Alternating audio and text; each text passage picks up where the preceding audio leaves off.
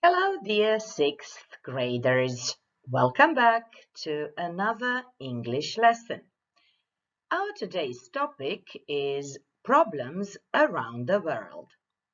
I'm Ksenija Rumora, your English teacher today. By the end of today's lesson, you'll be able to show listening comprehension of the text about global problems and express your opinion by speaking. For today's lesson, you'll need a notebook and a pencil, a device with internet connection, which means a laptop, a tablet, or a smartphone, and a QR code scanner. You can pause this video lesson anytime you want so that you can have enough time for doing certain activities. Are you ready? Okay then, let's start. What can you see here? Yes, the map of the world. Let's brainstorm a bit. What problems are there in today's world? What do you think? Pause this video lesson and write your ideas in your notebooks, please. The ideas in your notebooks are probably these: too much garbage around the globe, global warming, which results in glaciers melting or ice melting, fires in Australia, floods in India, which are some of the biggest risks in 2020 or 2020, earthquakes in Croatia, and volcanic eruptions in Iceland, for example, pollution and environmental crime, which result in climate change, and even new illnesses appear people do not have a cure or medicine for, like COVID-19, for example. The number of certain animals is smaller every day, so we talk about endangered animals. Internet threats are our everyday problem, but among all, there is a lack of human kindness, or we can say that we are less and less kind to each other. And what kind of problems do kids have? Well, they eat too much sugar or they eat unhealthy food in general. They carry too heavy backpacks. Those kids who live in big cities do not breathe fresh air. And many kids cannot swim in polluted lakes, rivers, or seas. Think about these problems for a while. Can people solve all of them? Or are there any people cannot solve? Pause this video lesson and put them into these two categories: problems people can solve and problems people cannot solve. In order to check the previous task, let's play a game. Copy the link bit.ly/worldproblems into your browser or just scan the QR code. So, listen to Matej now and compare your ideas with his. 2020 was a tough year. It brought fires in Australia, floods in India, and earthquakes in Croatia. Not to forget, a new illness appeared out of nowhere. Yes, COVID-19. I hoped that 2021 will bring some good news, that things will change for better, but everything started to be even more complicated. Every day we have more and more problems: volcanic eruptions, internet threats, less clean air, less clean water, eating unhealthy food, or not having enough food. And unfortunately, there's less and less human kindness. I am just a 12-year-old boy and very often ask myself, what can I do to change the world, to solve at least one small problem? Well, I can ask my parents not to take me to school by car. I can go on foot or maybe go by bike instead. I can separate rubbish, I can also learn more, and maybe then invent a brand new environment-friendly machine. Cool, right. I heard that girl from Sweden, I think Greta is her name, talking to adults about climate change. They listened to her, but did they hear her? Did they understand? I don't think so. And what can I do to help people remember to be kind to others? That looks to me even more difficult than inventing the machine. How I got the power to do that? Am I too small to make a difference? What do you think? Any ideas? In his talk, Matej asks himself and you some questions. Do you remember them? I guess not.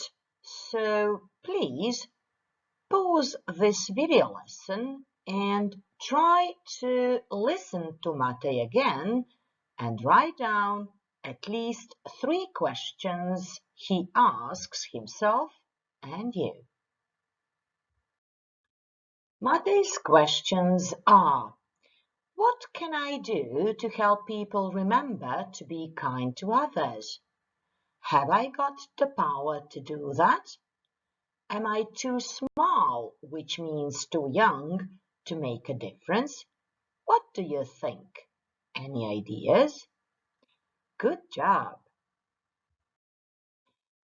Would you agree with me that we are standing in the middle of this road to nowhere? Do you think it's time for action? From my point of view, it really is. When expressing opinions, we can use these phrases. As far as I'm concerned, in my opinion, from my point of view, the way I see it is that I strongly believe that, or I believe that. I honestly think that, or just I think that. On the other hand, when asking for opinion, these phrases might be useful. What do you think about? Do you think? Don't you think that? Do you see what I mean? Or do you know what I mean? Do you see what I'm getting at? Do you agree with me? Would you agree with me that? How do you feel about? Let's observe these 3 quotes. You are never too small to make a difference. We cannot solve a crisis without treating it as a crisis. The real power belongs to the people. What do you think about them? And what do your classmates and your teacher think about them? Pause this video lesson, express your opinion, but also ask for your classmates' and teachers' opinion.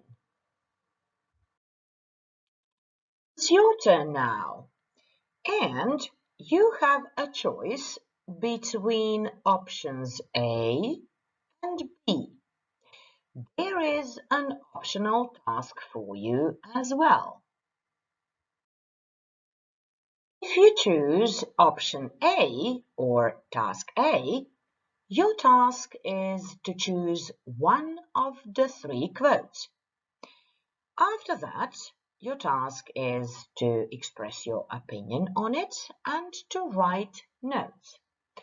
The next step is to record a talk.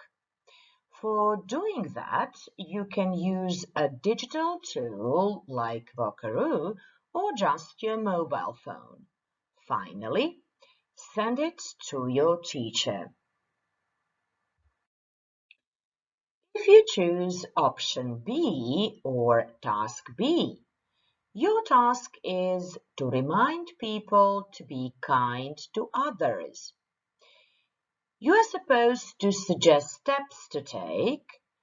Use short messages people can easily remember and to create a poster. For doing it, you can use a digital tool like Canva or Adobe Spark or DIY technique, which means do it yourself. After that, publish your poster on the school's webpage. Finally, talk to your principal, teacher and classmates and organize the Human Kindness Day poster exhibition at school. Let's reflect on today's lesson by giving 3 things stuck with you after today's lesson, asking 2 questions you still have, and naming 1 thing you have learned. And here's the optional task. Look at this picture and try to say who this girl is and what she fights for.